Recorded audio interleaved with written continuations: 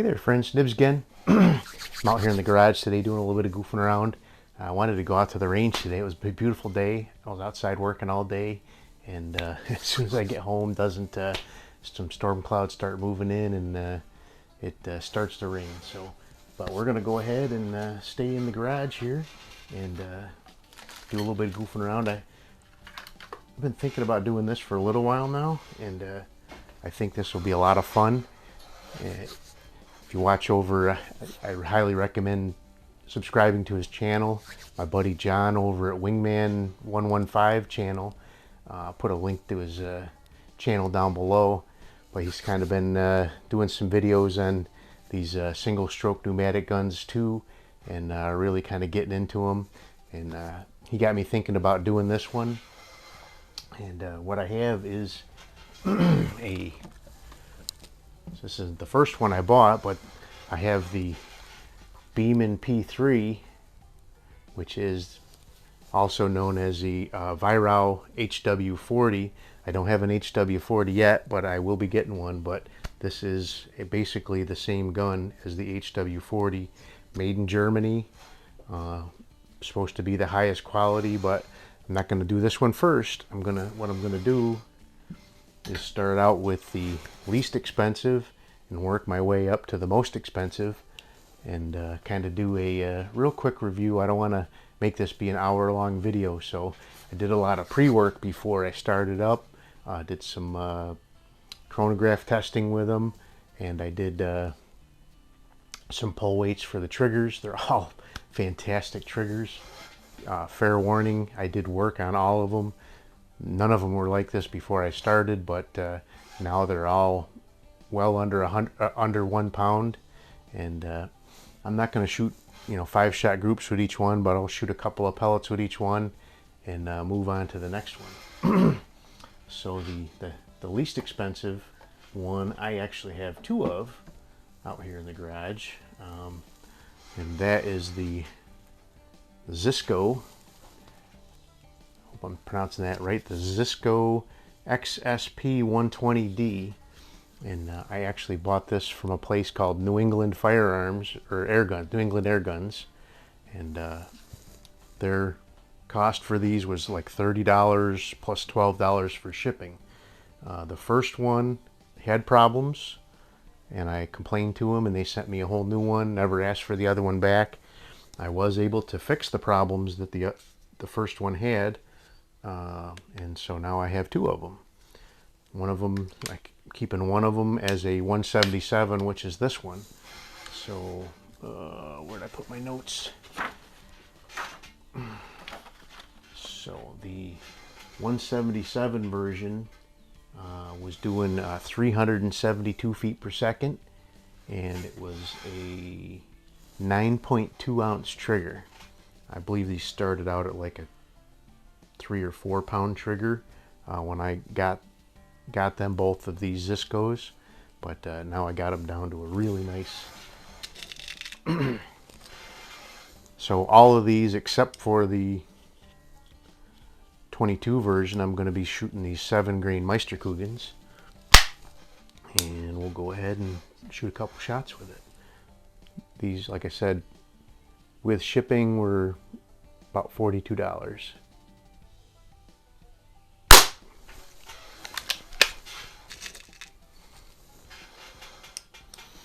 Now that when you get one that's working good, they're excellent. They're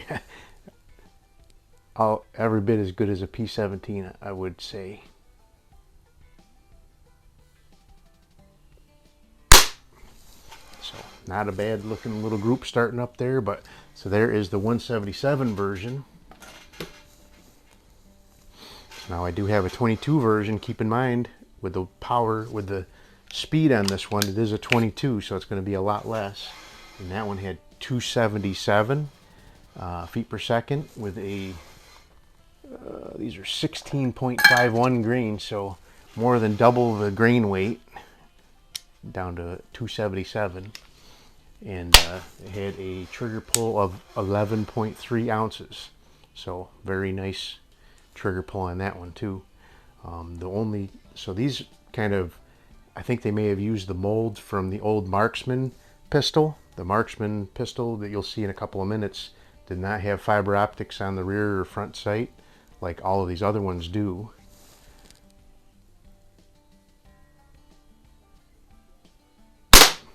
But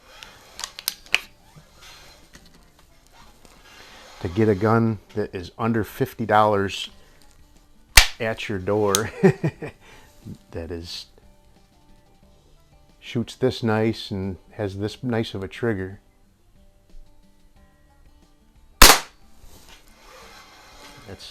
that is something to behold there. So those were $42 a piece. So the next one, the next least expensive one would be actually the P17. Oh jeez. My house of cards is falling in on me here. So the Beeman P17, which started this whole craze for me. This is actually the second one I had. The first one I had was defective, and I sent it back and got a new one, and this one's been nothing but perfect. So I guess I just have a tendency to draw lemons, I guess. I don't know, but so this one, the P17, let's see, the P17 had a speed of 401, so just cracking 400, and the you're not going to believe this trigger, 3.5 ounces. So yeah, don't be taking the safety off until you have it pointed in the safe direction.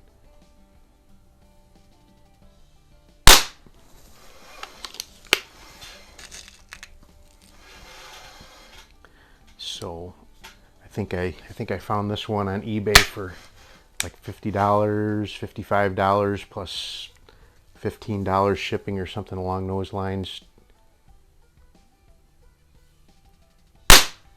Oh, that one, it's shooting a little high. I think I have this one zeroed for heavier pellets, but they're both grouping pretty well, so it's just the zero that I had on there. So there you go. Probably, I would say if you spend more than $65 to $70 on one of those, including shipping, then you've probably gotten ripped off.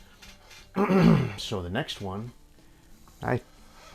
this one is actually kind of a legacy gun. I did pay a little bit more for this one, but this one is a Marksman model 2004, which is actually the predecessor for the Beeman P17.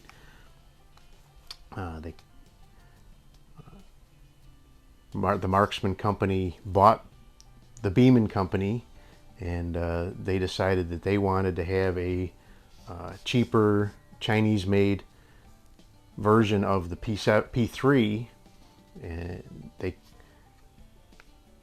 had this one made up, the Marksman 2004. So it's, I think the quality of this is a little bit better than the P17, honestly, but it's so much the same gun, it's not even funny. But this one again doesn't have fiber optic sights, and that's really the only difference between this one and a P17, really. I forgot to tell you. So let's see, the Marksman 2004 was the fastest out of all of them. It had a 424 feet per second, and the trigger again on this one was also 3.5 ounces. So it's just unbelievable what you can do with these triggers on these things.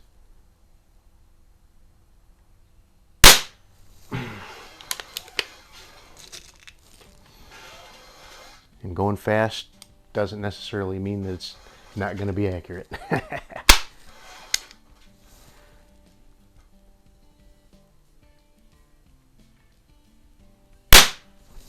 Almost in the same hole as the last one. So that Marksman 2004 is from about 2004, 2005, so it's going on 20 years old, so not bad.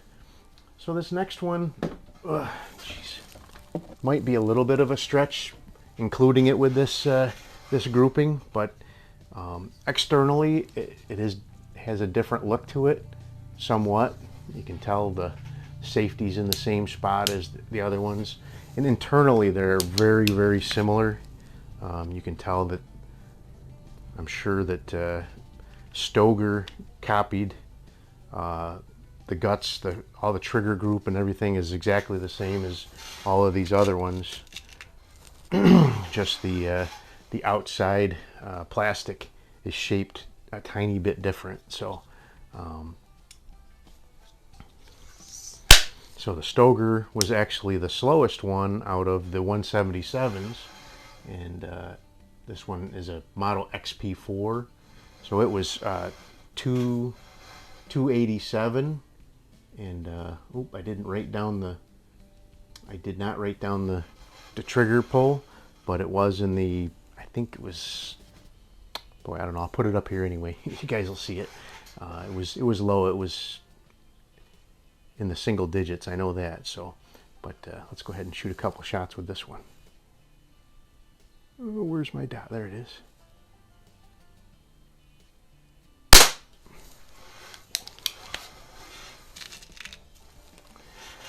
These are all a lot of fun to shoot, and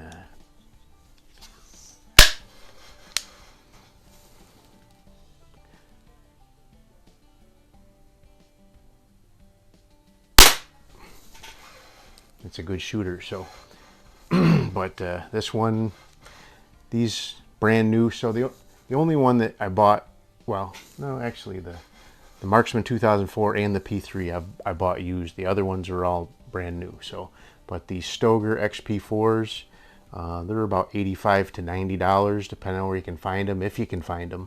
I had a tough time finding this one when I was looking for it, and I did run across it. So if you do see one, grab it when you can get it. So, and now the Beeman P3, you can still buy these new, and they're around $300 brand new.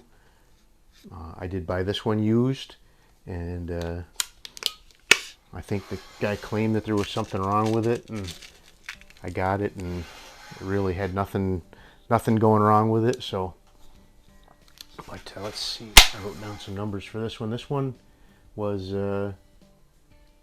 not the fastest but it was doing all right. It was pushing 345 for feet per second, and the trigger was 6.7 ounces. So not the best trigger out of the group, but I really did almost nothing to this trigger to get to that point. When I first pulled this out of the box, it was like 10 ounces. So really so little needing to be done to it to even get to that point. So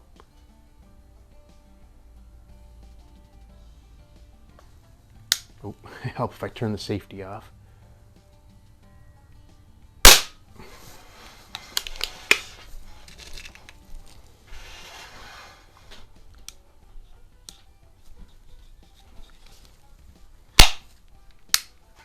But honestly, if you're into collecting guns and you want to have a collection, you should buy a P3. If you just want something you can take out in the backyard and plink with, buy a P17. If you can find them, buy one of the xisicos, and you won't have to worry about it. But like I said, if you're a collector, I will have an HW40 eventually when I find one that isn't going to break the bank. Oop, I pulled that one. I'm going to do another one just because I pulled that one. This is a fantastic shooting gun, and it will shoot right up there with my Webley Nemesis, the Gamo Compact, and dare I say my Baikal. But there you go. So that is my collection of Beeman P3 HW40 and its clones. So there's it's a lot of fun. A nice little collection, I think. So, hope you guys liked the video. Till next time, have a great day.